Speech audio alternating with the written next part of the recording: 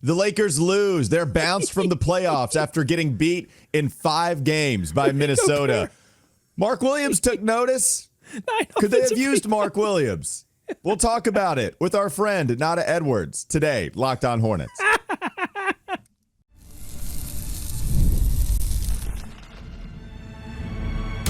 You are Locked On Hornets, your daily Charlotte Hornets podcast.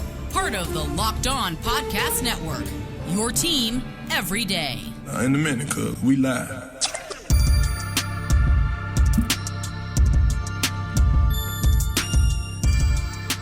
It's Locked On Hornets, part of the Locked On Podcast Network. It's your team every day. Thanks for making us your first listen. We're free and available anywhere you get your podcast, and that includes YouTube. If you're watching us on YouTube, then you can see that my partners today, Doug Branson and our family member, our brother, our friend, Nata Edwards of the Ion College Basketball Podcast, they're all laughing. Everybody's laughing at the Lakers for losing in 5 games. You can find Doug on everyhornetsboxscore.com and again, Nata on Ion College Basketball Podcast with Gary Parrish and Matt Norlander. I'm Walker Mail. Listen to me on WFNZ every weekday from 12 to 3 p.m. Before we get behind the true meaning of the laughter, I do want to tell you that this episode is brought to you by the Amazon Fire TV Stick 4K. Turn any TV into your Xbox. No console needed. Head to Amazon.com/Fire TV Locked On to learn more. Why do you guys take so much pleasure in the Lakers losing this one? Is it the Mark situation? Is it just big old bad Lakers losing in 5 with all of that bravado that they have over there after stealing Luka Doncic from the Dallas Mavericks? Is it the Mark Williams angle of this? Do you feel like Mark Williams today tweeting out the smiley face emoji and then also on Instagram posting the meme of the guy that shows up to his hater's funeral just to make sure that his hater is truly dead, and they are dead? Why do you guys take so much pleasure into this? Nata, you can go first as the guest. I mean, honestly, it's just funny to watch because I'm not like, if Jeff Peterson had a Twitter account, I'm pretty sure he would have done the same thing. I bet he's taking a big swig of his coffee as he's plotting out this draft board, because quite literally, it's delicious. Mm-hmm. You watch Rudy Gobert look like prime Wilt. Rudy Gobert. Yeah. Rudy, he had to play Maxi Kleber. Exactly. Exactly. Just look like prime Wilt. 27. What was it, like 27 and 24? Oh. He went off. Doug, talk to me. Like, your boy, you and Mark Williams are one today. It seems you and Mark Williams share the same opinion, and that's not to be said all that often. But today, you guys feel the same way. 9 second chance points by Rudy Gobert. He almost had double-digit scoring second chance points. 9 offensive rebounds, 27 points, 24 rebounds in a Game 5 series-clinching victory over the Los Angeles Lakers, a game in which they rescind the trade for Mark Williams. They take back Dalton Knecht, who doesn't play in this game. Right. They decide, oh no, we're good with Jackson Hayes, who doesn't play in this game.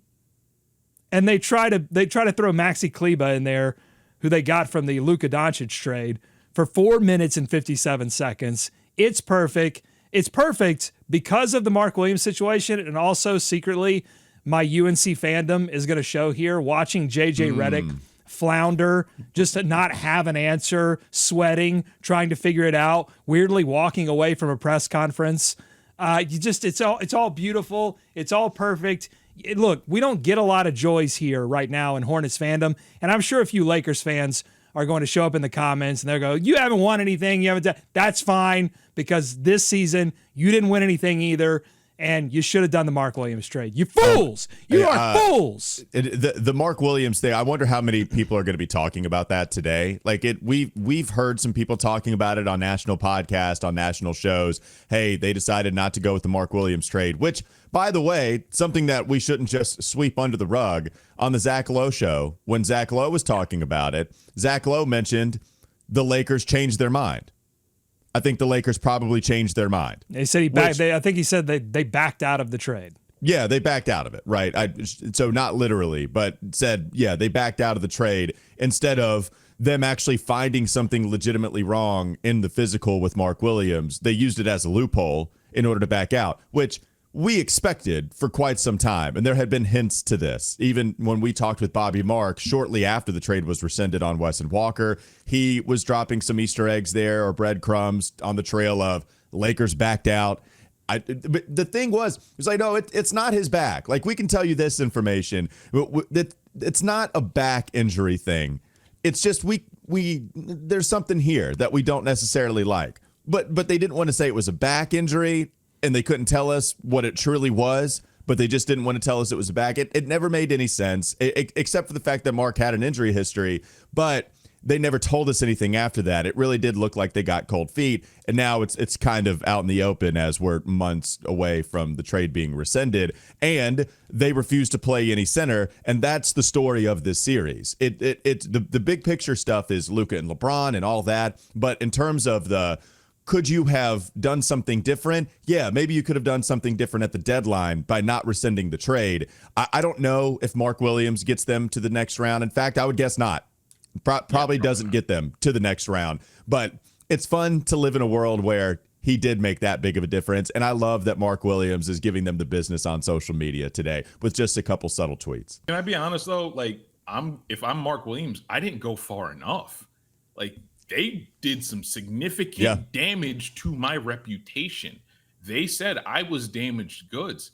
Granted, he averaged 15 and 11 on his since post trade. So there's a lot of like image rehab, but the fact that you had Ramona Shelburne, the fact that you had Shams Charania, like the Lakers did significant damage to his reputation, to the fact that like I'd have done a whole lot more than an emoji.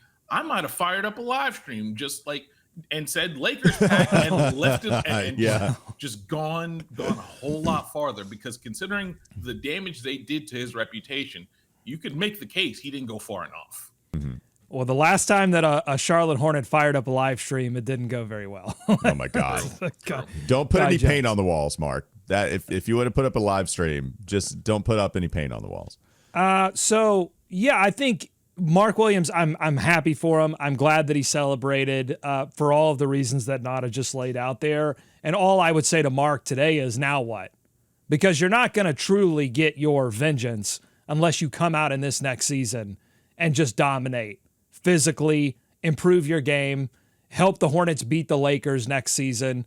Like that's, that would be my thing for Mark, is like, all right, take it into the gym, get your body ready, get fully healthy, and get ready to play a physical brand of basketball that Charles Lee is demanding, is begging this team to play. That's all I would say. What you got, Nata? No, he's right. I mean, he's got a whole bunch of reasons to do that anyway, besides the Lakers. I mean, he's extension eligible, and that's an entire can of worms that I don't think we have time to talk about right at this point, because quite literally, that's his financial future is quite literally on the line next year. And I would honestly counter the idea that Mark Williams would not have helped them win this series, because I think we had 2 games in this series where Luka Doncic scored nearly 40 points and only threw 1 or 2 assists. And so, yeah, I think like Mark could have helped against Rudy Gobert in this game 5, but I think too the series would not have gotten so far out of hand if Luka had an actual lob threat to throw to. But Jackson Hayes was unplayable. Their bigs were unplayable, and so he was constantly either having to fight to score or throwing it to Austin Reeves in the corner for another clank. So, I mean, I think you can, whenever a team loses a series, you can always point to a lot of things. But I'm going to, and by the way, inside the NBA, sorry, Chuck, sorry, Shaq, get out of here. You don't get to comment on Mark Williams when you joke all the time about never watching the Charlotte Hornets, okay? I'm sorry. You don't get to say anything about Mark Williams. Kenny, you're my guy. Love you. You said good things about Mark Williams. And I'm pretty sure you actually watch the Charlotte Hornets occasionally. So, but everybody else, you don't get to comment on these things. Sorry. No, well, I mean, Doug, I'm honestly surprised to hear that, because, like, if that's the case, that means Mark has real value. We're talking about Mark swinging the series for a team that lost in 5 games. So if Mark Williams can help a basketball team swing a series from losing in 5 to winning, even if it's in 7, I think that goes to show Mark Williams has real value. Like, to me, I think he would have made a difference. But when I said I don't know if he would have allowed the Lakers to beat Minnesota, I think that's still a long way. But if you're right, then yeah, like I think that's really impressive with what Mark Williams could become in the league. Well, this is what I talk about all the time. So much of a player's performance is circumstance, it's context. I think if I'm doing sort of the alt history on this, if Mark goes to LA, I think he probably plays more because the incentives are different. For the Hornets, they got to keep him healthy. So you saw a lot of left foot injury management for him that Mark would say later, after the season, hey, I was healthy. That was on the team. The team was not playing me. It wasn't me going to the management saying, I need to have my left foot injury managed. I don't think the Lakers had a different incentive. They wanted to, they probably would have played him as much as possible because they traded a lot for him and because they needed him. And I think all of this stuff is matchup and context based. And so, I think it would be as much his, I got traded, I'm going to show everyone, and I'm playing on a good team, and you're giving me Luka Doncic, who's an incredible passer. Yeah, he would have played better, and I think he would have made a meaningful difference relative to what the Lakers had to throw out there, which was Maxi freaking Kleber and no Jackson Hayes. Yeah, he would have made a difference in this series. Come on. I'm not going to completely disagree with Doug, but I do want to caution everybody. We saw a multitude of times where Mark Williams got pushed underneath the rim by really strong rebounders. We would have seen it again in this series. Maybe. Considering Randall and Rudy go get those rebounds. Naz Reid does a really good job rebounding as well. That would have been a tough series for him to secure defensive rebounds, considering everything else around him. He would have been asked to do a lot. So all right, before we move on, Doug, Walker's forgive mad me. now. I really stirred. Walker's, Mark Williams hive now.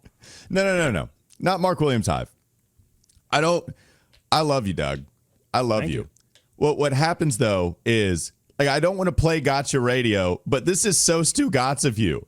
You are being Stu Gotts. Oh, no. Because what was it? Was it 2 shows ago that you said Mark Williams would have been played off the floor? Like, it's something you said. You said Mark Williams would have been played off the floor. I'm not sure about that, and there's no possible way to check it. Okay. All right. You can change your mind if you want to. That's okay. It's just such a hard stance difference, and I just want to know if that's great. Honestly, you're Stu Gotts. You are the Stu Gotts of the show, and I love you for it. But I'm telling you, I think he could have made some kind of difference in this series because of what I saw from LA. But I'm honestly, I'm kind of with Nata. There's also a reality in which he gets under the bright lights and gets on national TV and also becomes unplayable with Jackson Hayes. And honestly, for Mark, if that were to be the case, it's lucky that he stayed in Charlotte because that might have ended his career. Yeah, I in my head, having this conversation on a pod or a show, I was worried about throwing out Mark Williams would have made a difference, and then people throwing back at me pictures of Daniel Gafford and Nikola Vucevic and Anthony Davis, right? So that's why I wanted to make fun of the Lakers, but also not go too far because I know what's in our closet here. So that was in my head. All right, let's move on. Coming up next on the Locked On Hornets podcast. I'll never let my own takes get in the way of making fun of the Lakers. I'm sorry. I just won't do it. He's everywhere! He'll keep you on your toes, folks. Okay, we have a question to ask Nata from the Sicko Satchel yesterday. We want to get Nata's take on it. And we also have mock draft and draft takes from Nata as well. That's still to come. Locked On Hornets. This episode is brought to you by Amazon Fire TV Stick 4K. Did you know your Fire TV is also an Xbox? Turn any TV into your gaming and entertainment hub with Fire TV Stick 4K devices, no console required. Just grab your paired controller, subscribe, or sign in to Xbox Game Pass Ultimate with EA Play included, and you're ready to go. Dive into hundreds of premium titles, including EA Sports College Football 25 to Call of Duty, as easily as you stream your favorite shows. Head to Amazon.com/Fire TV Locked On to get started. Xbox Game Pass Ultimate subscription and compatible controller required. Available on select devices, including Fire TV Stick 4K 2nd generation, Fire TV Stick 4K Max 1st and 2nd generation, and Fire TV Cube third generation. Thanks again to Amazon Fire TV Stick 4K. More Locked On Hornets ahead.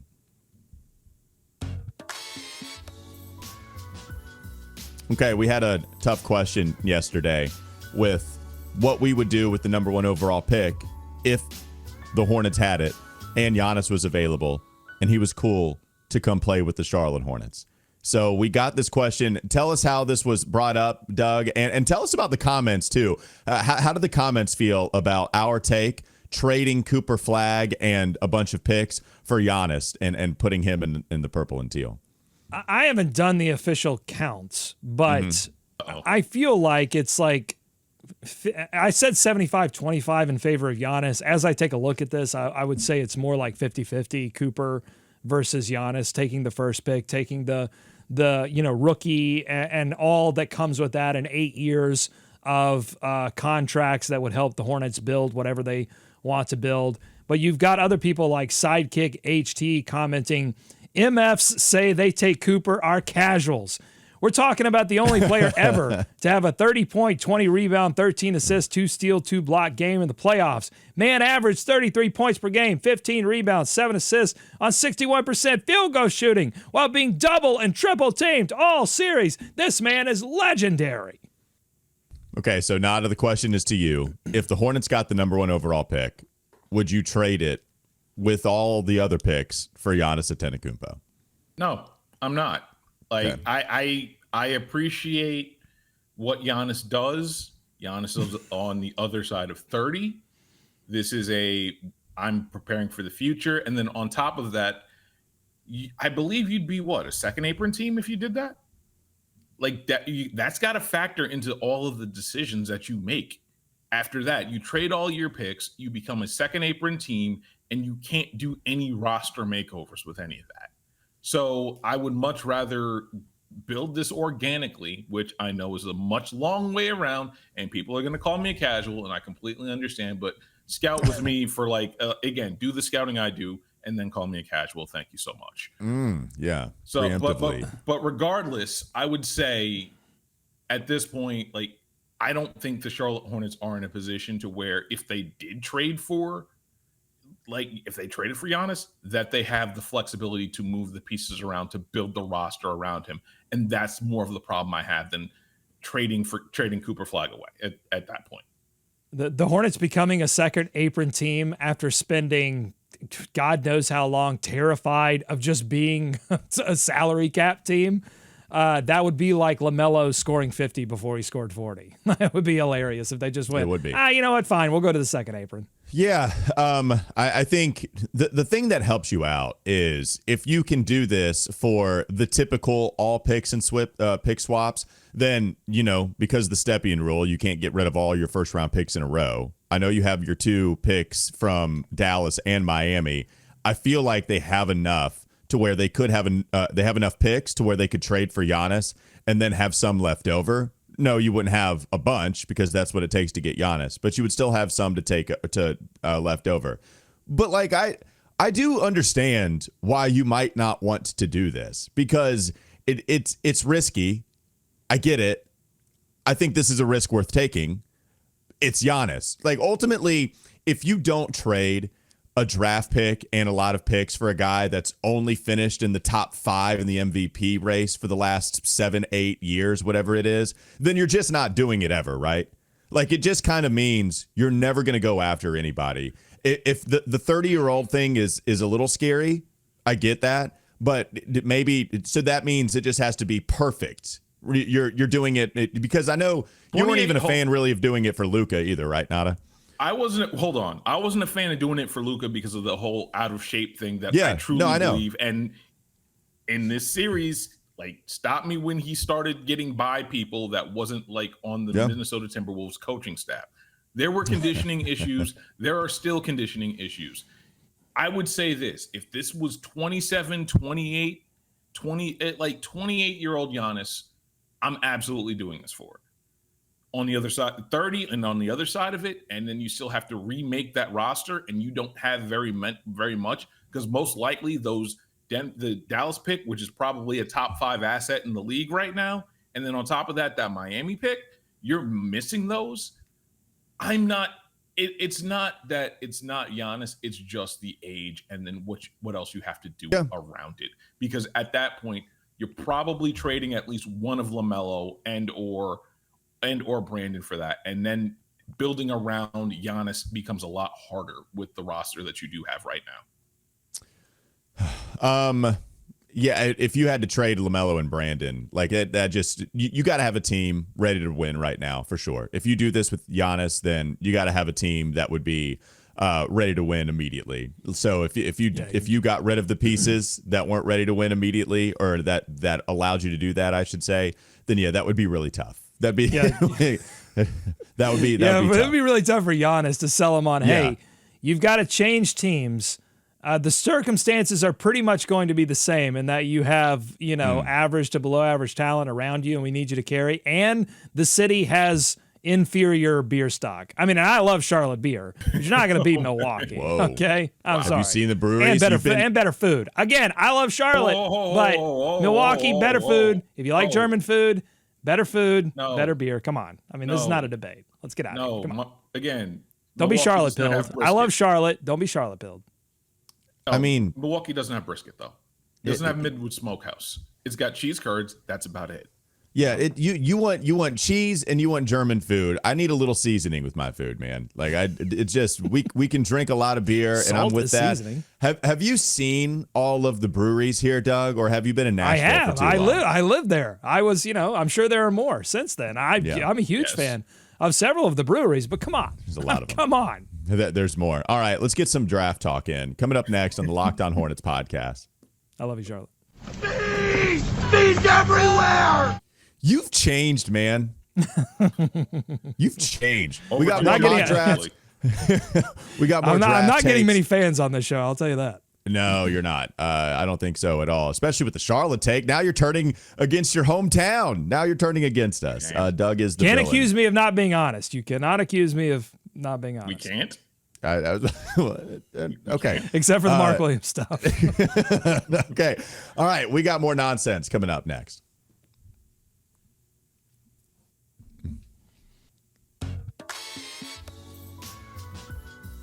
Okay, Doug, I'll give you the steering wheel here. Do you want to go with the mock draft first and then we can ask questions, or do you want to ask draft questions first? Where do you want to go?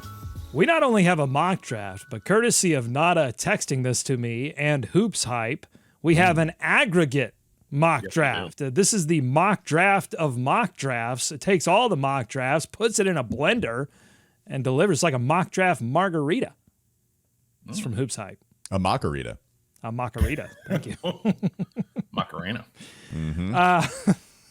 Hey, Macarita. All right. Going to do the draft simulator first from Tankathon. Here we go. Beep, boop, boop, boop, beep, boop, boop. Man, Charlotte falls 2 spots again. This is not good. By the way, announcement, I will be in Chicago for the draft lottery. So if they win the lottery, I will have to forever be known as a good luck charm. And if they lose the lottery, I will deny ever having been there. So. That's the only way to go, Doug, for sure. Hopefully, hey, congrats. That's going to be fun. We'll try to do some fun pod stuff with you up in Chicago as well. So that'll be really cool. All right. So if they get the 5th pick, according to this aggregate mock draft, this actually aligns perfectly with what I want to ask Nata about.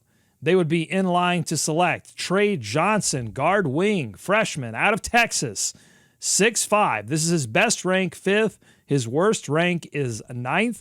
19.9 points per game, 3 rebounds, almost 3 assists, almost a steal a game on 42.7% from the field, 39.7% from 3 in 33 games last season. Nata, I'm seeing Tre Johnson move up a lot of mock draft boards, including your guy Gary Parrish, who not only updated the logo so that Charlotte has the 3rd pick, but decided to put Tre Johnson in the 3rd slot. This says best rank 5. I have Gary Parrish with Tre Johnson at 3. Why is he rising up so many draft boards right now? Because Tre Johnson might quite literally be the 3rd best prospect in this draft, where he scored. Again, I think we talked about it last week. He suffered from just really crappy coaching. Rodney Terry was fired in the offseason. And I believe he carried a Division I team to, granted, just a early elimination thanks to Xavier, but at the same point, he was one of the better shooters. I've seen him compared in some circles to Tyler Hero. I think he's better than that. I do think that there is a chance where he's absolutely a star. And I think of all the teams that can bring it out of him, I think Charles Lee and Charlotte are perfect. He's a perfect fit for them because he does fit that Hornets DNA stuff that everybody loves to talk about. So, the Tre Johnson stuff, you can see why he's rising up draft boards. He's 6'6". He has a 6'10" wingspan. The off-the-dribble shooting is really tantalizing. The catch-and-shoot numbers are also awesome. He doesn't get to the rim a lot, and this is a team that does need some rim pressure pretty desperately, with LaMelo and Brandon Miller being your two backcourt guys. So if that was something that you wanted, it doesn't seem like you're getting that right away with the Tre Johnson. But perhaps if you think he's got the dog in him and you think the 6'10" wingspan will come in handy, if you think he has the handle to get to the paint and not settle for pull-up twos, because he would settle for quite a bit of pull-up twos at Texas. Like, those are some things that you might worry about. But it does seem somewhat fixable or somewhat coachable with the pull-up twos, just shot selection stuff. Like, you see vets improve their shot selection. You can see, man, like Tre Johnson, there's a lot of boxes that he checks off offensively, and the want to, if that's there, then you feel like you can coach some of the bad habits out of him. 100% can see why Tre Johnson would be the third best prospect on some people's boards. I would say this. For me right now, if the Hornets stay at 3, it's between Tre Johnson and Con Knipple. Ace, again, we've already talked about my not really being enamored with Ace. And if you look at that aggregate mock draft, turns out Ace might be closer to 6'9" than he is 6'10", or 6'8" than 6'10". And Ace Bailey at 6'8" is a big difference just a completely different prospect than what you're talking about Ace Bailey at 6'10". I'll be in Chicago. I'll have the measurement tape ready to go. Give us the with shoes and without shoes measurement. We need both. We need those. Okay? And don't Stefan Castle the man, because if you guys remember, Stefan Castle had the initial wrong reporting of 6'3". Yeah, forgot about that. And sent everybody, including me, into a panic about how viable he was. But speaking of 6'3", also, again, everyone's that heard me say I'm a big fan of VJ Edgecombe. And if he ends up being 6'3", 6'3 and a half, he's got to go down the board, because then he becomes maybe a super Malik Monk without the shooting. And I know that's going to attract one member of this podcast. Oh, yeah. Move over Cooper Flagg, baby. Oh, no. Why? Super Malik Monk? Oh, my God. I thought Malik Monk was super Malik Monk. You're telling me there's more? He's a better athlete than Malik Monk. And that, as crazy as that sounds, VJ is a better athlete than Malik Monk was. It's just the jump shot isn't there, but he's a better defender than Malik ever will be. So it's just that I don't think you can add a 6'3" guard to this roster right now. You're better off at bringing back Tre Mann for the qualifying offer and moving on. It's now really just, for me at least, between Tre Johnson, Con Knipple, and sneaky, and I know we sung Mark's praises, I might throw Derek Queen in there. Yeah. What you think, Doug? Final thoughts? Alex Cariban was someone that we had identified as a possible selection in the second round. He's going back to school. Any other names that are going back to school that could have been potential Hornets picks? No, the name I would tell you to look out for is Yaxel Lendenborg, because he transferred to Michigan. He's in. I'll look out for it, but you're gonna have to spell it for me. I will spell it for you. I'll send it to you in text. He's a 6'10". He's a 6'10" kid that might be the next Danny Wolf in terms of potential for them. He's going through the draft process right now. If he gets a first round grade, he's staying. If he gets a second round grade, I'm pretty sure he'll go back to school. But I would say he should be on the radar. And this is why, like last week I said, if like 33 and 34 are probably better off being packaged to go get another first rounder, because you're going to see a lot of the fringe second rounders that actually have a lot of talent. They're going to go back to school because it makes more money for them at this point because of the way NIL works. So I think it's imperative the Hornets get out of 33 and 34, unless they make a trade for like Giannis or something like that. And then 33 and 34 are the only picks you're going to have. But I would just be very like, they need to get out of the second round, because I don't think there's going to be anybody worth drafting in that second round to actually bolster this roster. Okay. That'll do it for the draft takes, for all the takes here on Locked On Hornets. Nata Edwards helping us laugh at the Lakers for losing in the playoffs, getting bounced from the postseason. Go check them out. Ion College Basketball Podcast with Matt Norlander and Gary Parrish. Also follow him on Twitter at Nata the Scribe. There's also Doug Branson, still laughing. EveryHornetsBoxScore.com. 27. Also, plus he's 18, also Rudy Gobert. He's also hosting Locked On NBA with Matt Moore and Hayes. And he's going to Chicago. So congrats to Doug for going to Chicago. And I'm Walker Mail. Listen to me, WFNZ, every weekday from 12 to 3 p.m. Have a great rest of your day. We'll be back with you tomorrow.